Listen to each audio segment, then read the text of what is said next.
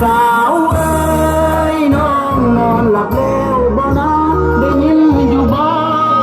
การด่าอายเป่าแขนมาเล่นอากาศมันหนาวอายคิดฮอดเจ้าก็เลยตัดแขนขึ้นมาเป่าเล่น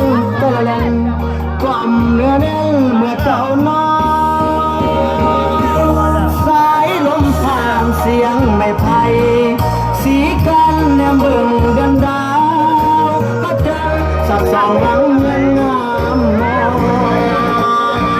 เดือนเจียงเดือนนี้สายลมพัดปีมอนไอ้มาเป่าแขนอ่อนความบังอ่อนอยู่ปลายสายเงินไอ้เงินน้องห่างกันบอกไกลว่าจะไปแอวซ้ำไหมแต่เกรงใจน้องทานอากาศมันหนาวบ่อยากให้เจ้านั่งท